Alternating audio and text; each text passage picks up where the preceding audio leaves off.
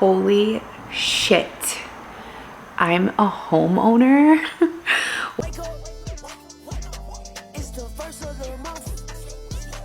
Welcome back to the girls' room.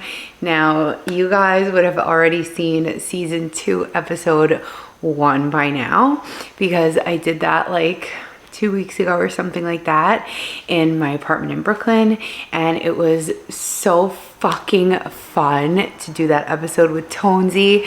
I hope you guys really enjoyed it. I 1000% will be having her back because it was just like all the vibes, all the like hanging out with your best friend sort of feeling. And I really do love having some company with me, but life is so crazy right now. First of all, I miss you guys.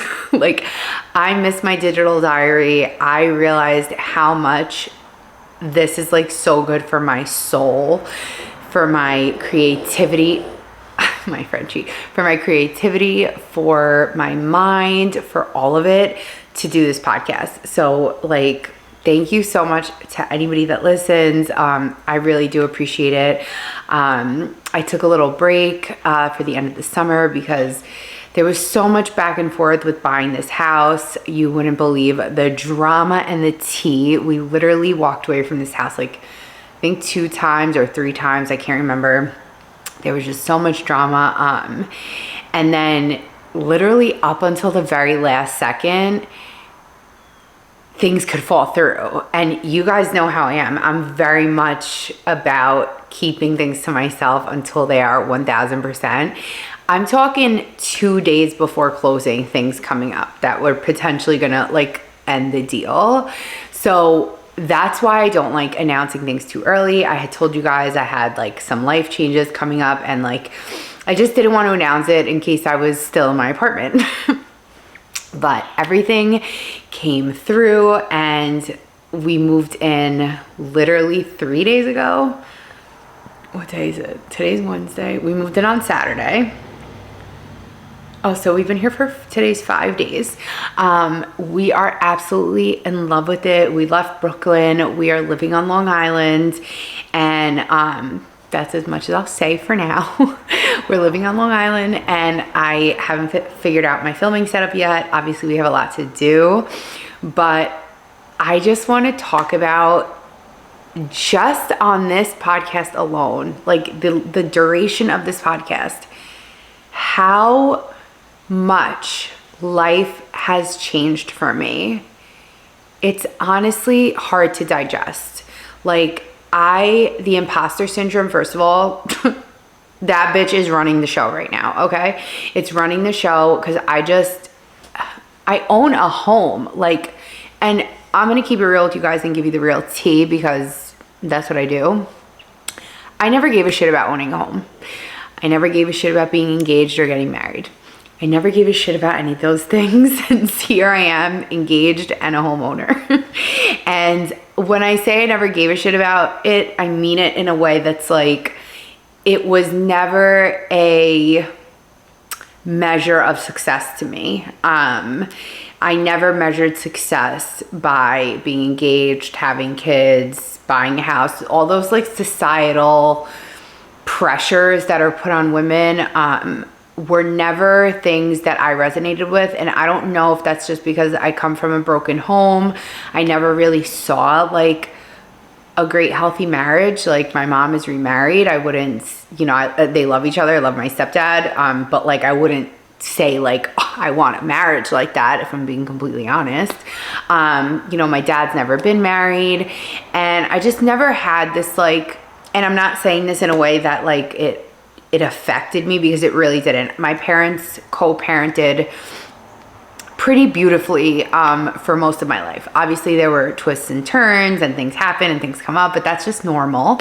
But for the most part, they did such a great job co-parenting, and there were a few tumultuous years, but not really talking badly about each other and all of those things. They were friends. We celebrated mostly every holiday together for most of my life. I can't see what I look like right now, sorry. We celebrated most holidays together and things like that. So I never felt a void is what I'm trying to say, but I just never used that as a measure of success, which I think is a good thing. You know, my parents were never the parents that were, when are you getting married? When are you doing this? That was just never a conversation, which I actually always really appreciated. That I didn't have like, you know, a mom that was like pushing me to marry. She actually like never thought the guys I dated were marryable, and she was more career driven, and my dad always was just like, he's my biggest supporter no matter what, but he also just, you know, it just was never the thought process in my home growing up. So anyway, that I went on a tangent there, but that just never, like I said 10 times, was never a measure of success for me. And in the same breath, I could say that it is a measure of success in terms of happiness. So, and I don't mean the home ownership part, I'm talking about the relationship part. I do think that all of these changes that I've made have been me trying to make sure that I'm happy. And I think that that is admirable and commendable. I'm going to give myself my flowers here, because I think that we all have a tendency of like, you know, not hyping ourselves up. I'm gonna, you know, channel my inner Kanye here and give myself my flowers, because I wouldn't say I'm chasing happiness, because it's not like I get happy and then I'm sick of it and I leave. I would say that I don't settle. And I'm really proud of myself for not settling. And like I said, that's not a materialistic, I don't mean that in a materialistic aspect. I mean it in like career, love life, all of that. I haven't settled. And because I haven't settled, I have gotten the best of the best when it comes to a partner. And we're not perfect. Every couple fights, but I truly follow my heart in every aspect, and my intuition is forever leading me. And I think that that is so important, because we always question ourselves of like, am I being crazy? Am I nuts? Am I just like whatever? And you're not. Like, you have to tap into that part and learn how to trust yourself, because if you are someone that taps into that, which everyone has it, it's just a matter of not being like, not disassociating from yourself, essentially. You lead with that. And I think it makes such big differences. For me personally, I've said this before, my intuition is always screaming. My CoStar app literally said to me yesterday, I think it was yesterday, was it today? Let's see. My CoStar app literally said to me, oh no, it was yesterday, but I will show you. Your intuition is screaming. And I always say that because it really is. Also, CoStar has been oddly on point lately, but my intuition is screaming, and it's only getting louder as I change and keep changing and keep getting afraid. And me learning to really not lead with fear it's hard, but on the other side of fear is the life of your dreams, as so they say. And I am doing it scared. I mean, you guys know that I'm doing everything scared, and that is not easy to do, but it is very rewarding. So now that I've made these changes, I'm going to be in the salon so much less, with hopes to be completely done by the new year. I'm going to see how that all feels, but I would like to just be done, I think. And it's like a hard pill to swallow, because I've spent so many years of my life, but my social media management business is growing. And it's crazy the opportunities that have been presenting to me, because I'm not necessarily seeking them and they're coming. And it's just a constant sign of like that I'm doing the right thing and I'm heading in the right direction. Because if I wasn't, I don't think that these things would be coming to me. And now that I moved out here, I'm like ready to just be in a new life. I'm like jumping timelines here. I don't know if that even makes sense. I'm like stepping into this new reality. and I am trying to prepare myself as much as I can. And it's scary, you know, I was doing hair just 2 days a week, and now I'll only be doing it 4 times a month. And obviously, like, I don't make a ton of money doing it, but it is something. And now I'm basically taking that away and really lighting a fire under my own ass to make a sustainable living. But I know that I am very much into blockages, and I feel like me doing hair is like a blockage energetically, because I don't want to do it, and it's almost like holding negative space in my life. And I think now that I will be there much less, that should get better. But I do feel like you do have to make way for, like, you're blocking your blessings, and you need to make way for new blessings, but you need to have the time to do it. And I think that cutting back this much, where I'll only be there 4 times a month, is going to make way for new blessings. So yeah, that's kind of where I'm at. I will say, home ownership, the process sucks ass. Let me tell you, I was just talking about my intuition. Any discernment, any intuition, any signs, it all goes out the fucking window when you're buying a home. And we were like taking everything as a sign, like, this isn't maybe meant to be, you know. No house is going to be perfect when you buy it. A lot of homes are old, and, you know, they have their things, and you have to kind of figure out which things you want to deal with. For us, this home was a flip, which was ideal because we really wanted something move-in ready. We didn't want to have to wait years to renovate or live in a renovation. The adjustment from leaving the city was already going to be a big one, especially for me. I've never lived like in a suburb like this. And well, I did for a year when my mom moved to Westchester, and I did it for a year and wound up moving in with my dad back in the Bronx because I just hated it so much. And my whole life was there. I was like 15. But, you know, we didn't want to then move into a home that, like, we didn't really love, that we would like, we were like, it's good, it's got good bones, but we want to change everything about it, just because financially, you know, we'd have to wait a long time to do that, and we'd be then living in some sort of renovation, and maybe further down the line in another home we would do that in a different situation. But leaving the city, we really wanted to be in a home that felt ready for us, and this house is everything that we spoke. And let me tell you, your words are so powerful. They really are. I know people say that and it sounds corny. Words are so powerful. I really believe in manifestation. I mean, we manifested literally to the fact that the house is blue.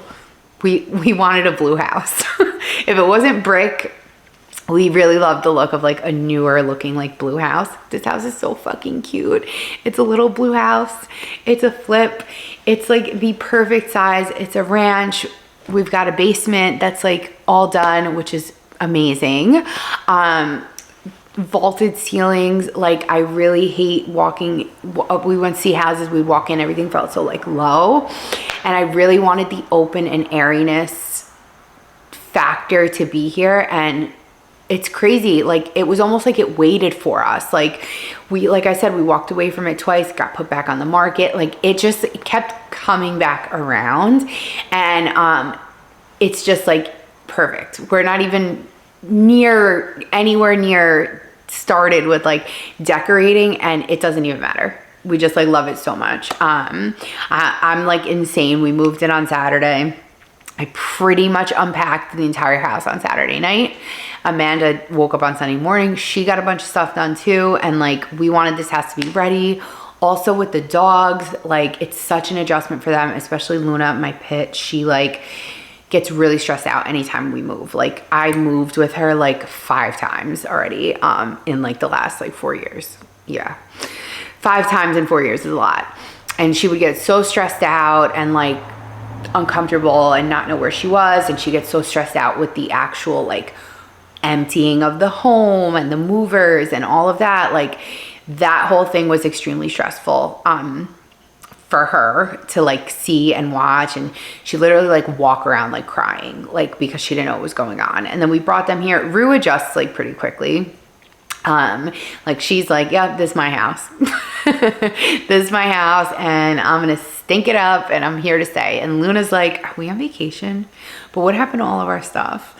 I'm not sure. So it's just crazy. I haven't even explored. We're in a really cute town that has like a lot going on, a lot of good restaurants and things like that. So I'm excited to explore, get to the neighborhood. I am having a bit of an identity crisis because I'm like, what? I live on Long Island. Like, this is fucking insane. And being from the Bronx, a lot of people like move to Westchester. I just never liked Westchester. I just never liked it. My mom lives up there. My brother lives up there. My grandma lives up there. Spent a lot of time there growing up, going to places there. Like, I just never liked it. I do love being closer to a beach. Long Island has so much going on in the summer, which is fun. And we love going to Montauk and stuff like that. Not that we're, near it, but it's closer than Brooklyn.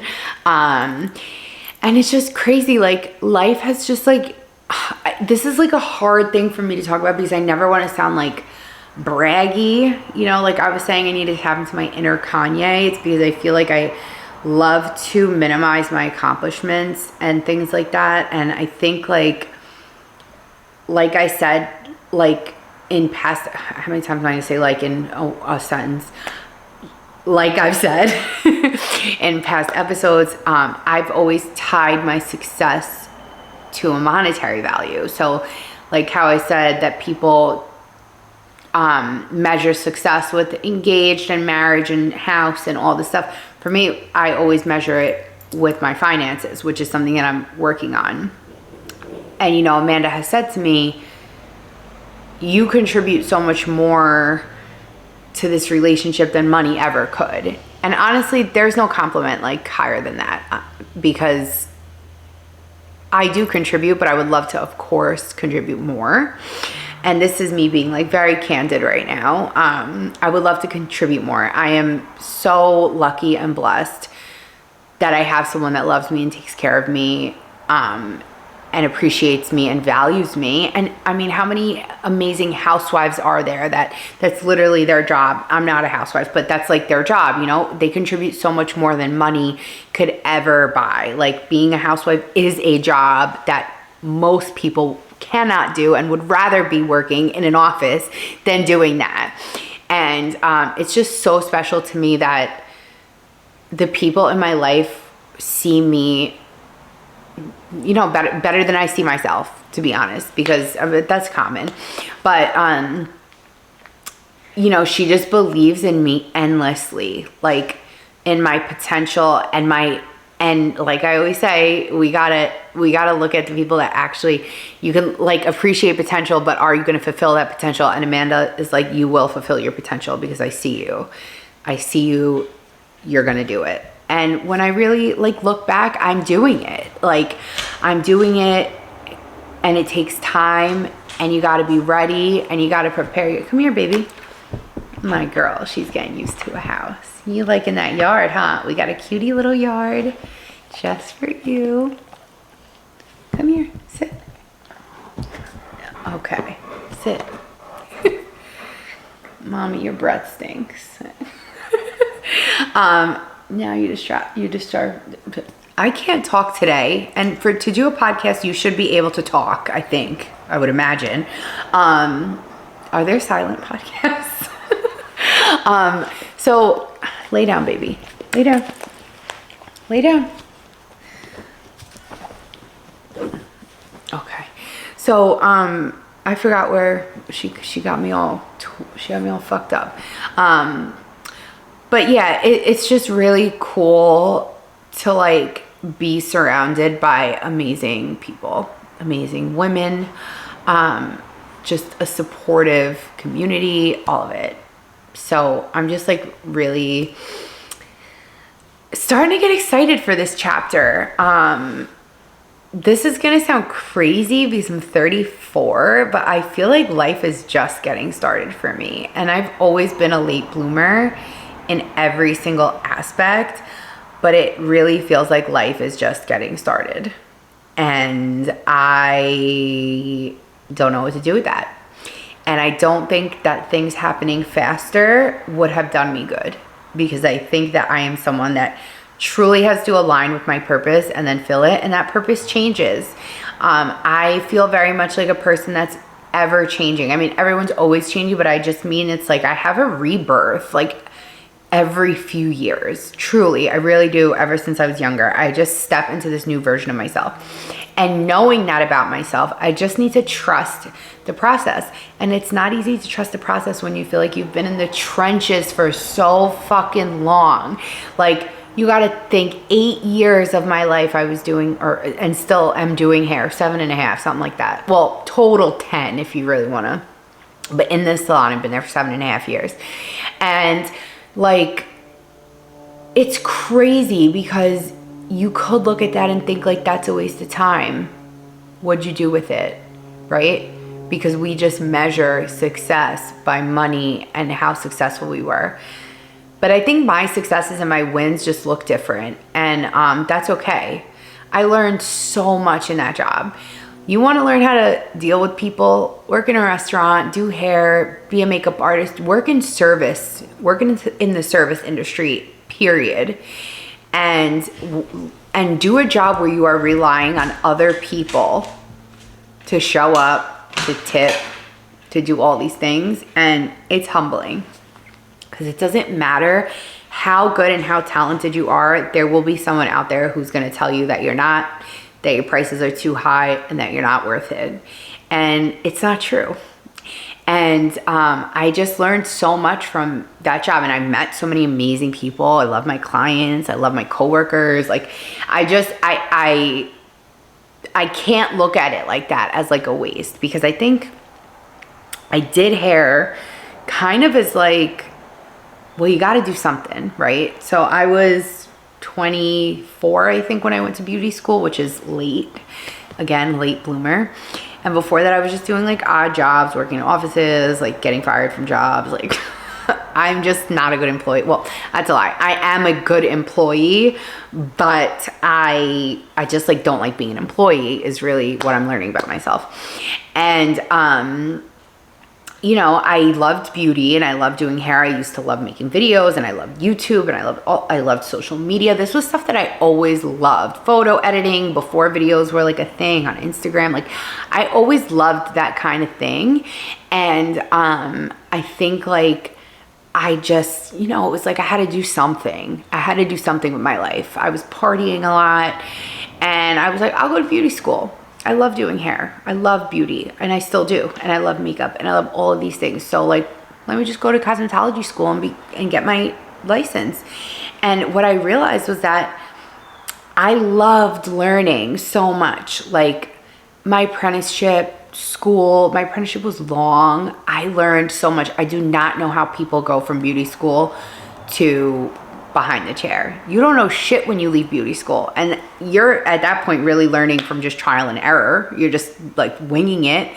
But I am so grateful for that season, because you learn so much more than just the science of hair color or the chemistry behind it or what not to do. You just learn so much about yourself and about people and about relationships and about working with people. And what I came to the conclusion was that I don't like small talk. Once I got on the floor, I don't like small talk. It's a huge component of doing hair.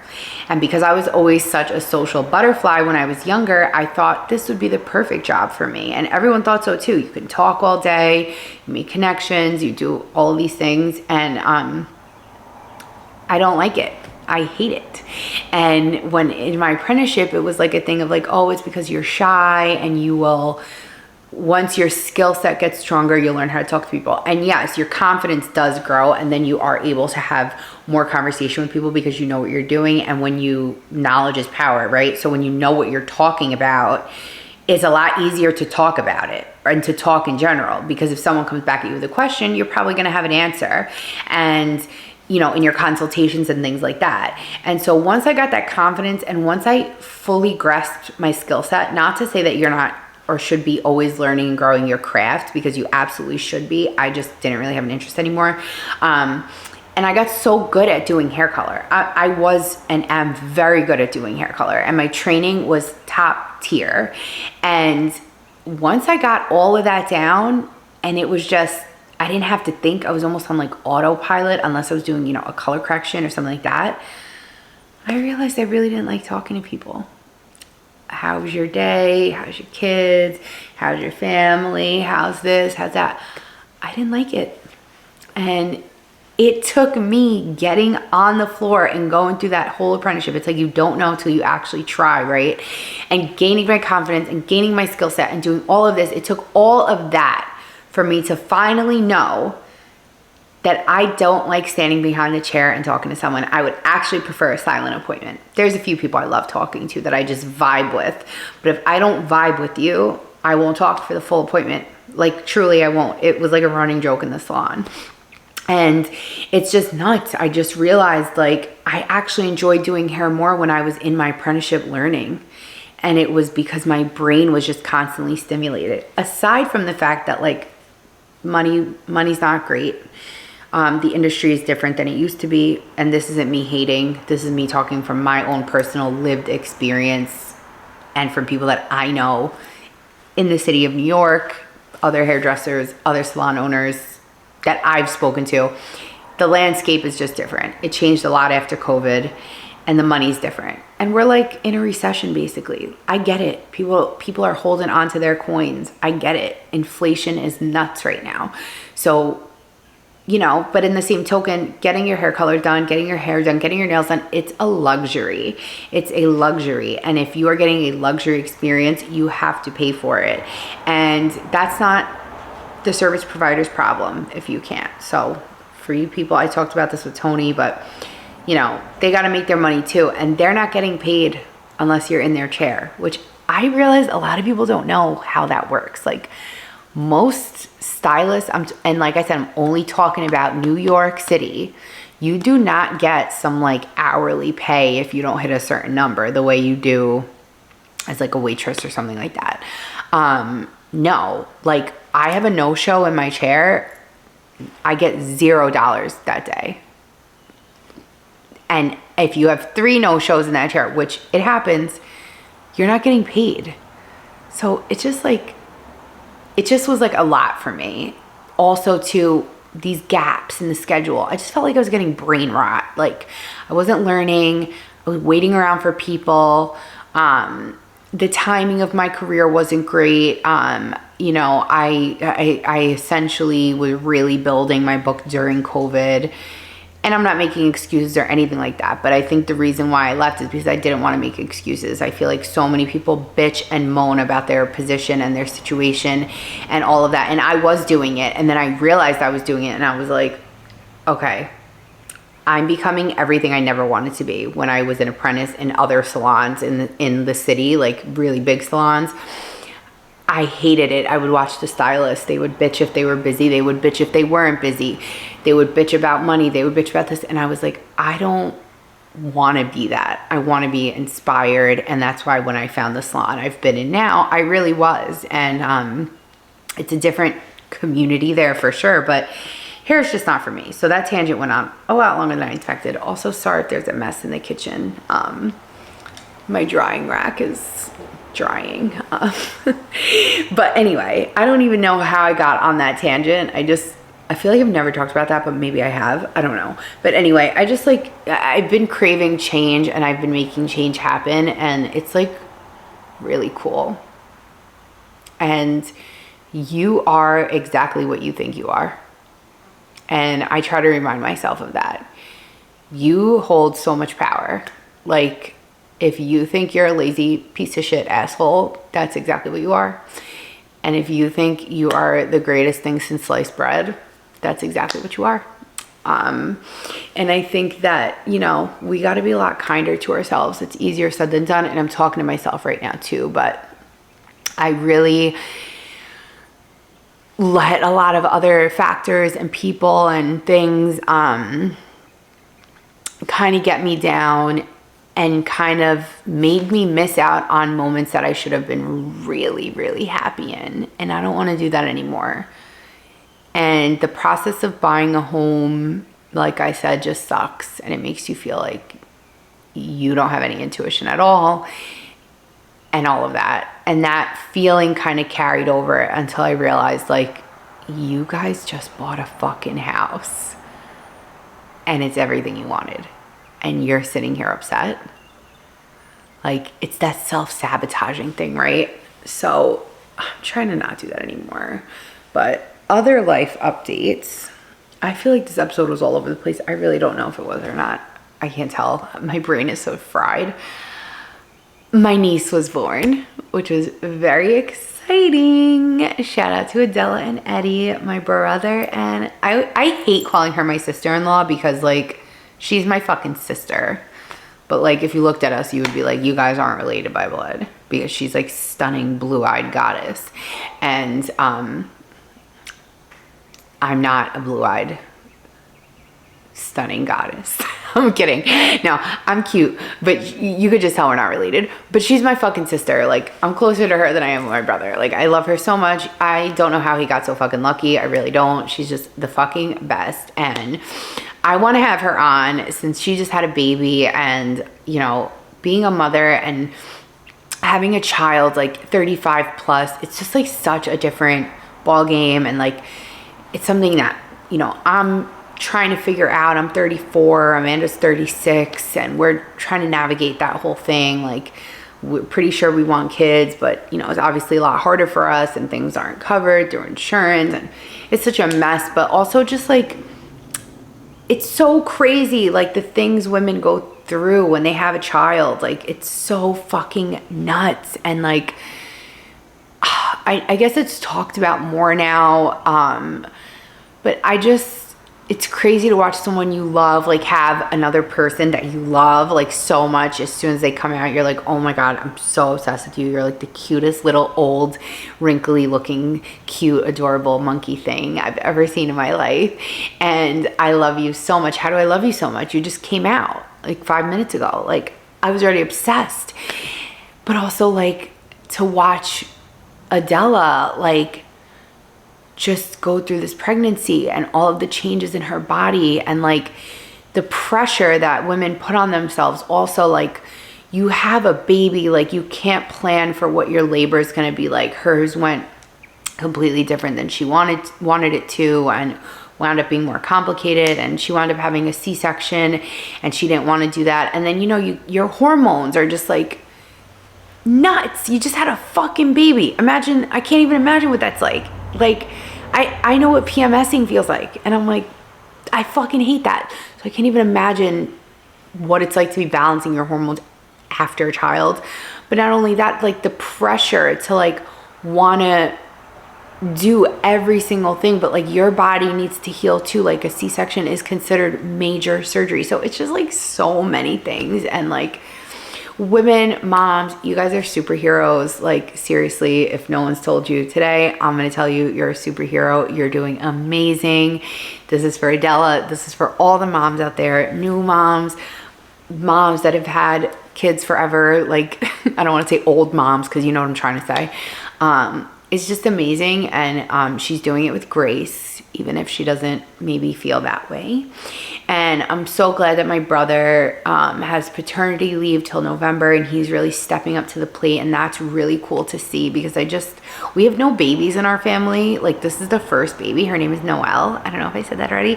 And I named her because my brother's middle name is Noelle, like biblical, Noel. And I always said if I had a daughter, that was on my list of names.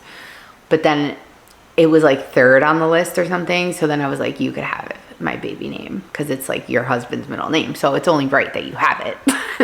So she is Noelle, and no middle name because the last name's long.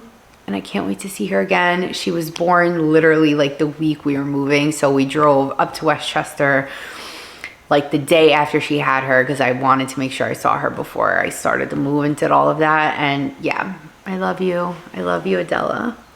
You're doing an amazing job. And like I said, shout out to all those amazing moms that show up for their kids and love them and just are doing such a beautiful thing. So I think those are my life updates. I can't wait to see what the pod evolves into in this space. Right now I'm just like on my couch, which I kind of like the vibes of that. I might be making like a content office room. Not sure yet. We're figuring it out.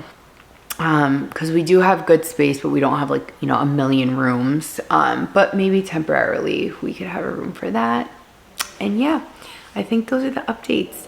Thanks for joining me for season 2 of the Girls Room with Clarissa. I am pumped to be here. I really missed you guys, like I said, and I'll see you next week. As always, send any topics, questions, concerns, stories you want to tell, any of it. I can keep it anonymous to tgrpod.nyc@gmail.com. Don't forget to keep up with me on TikTok and Instagram, and I will see you guys later. Love you. Bye.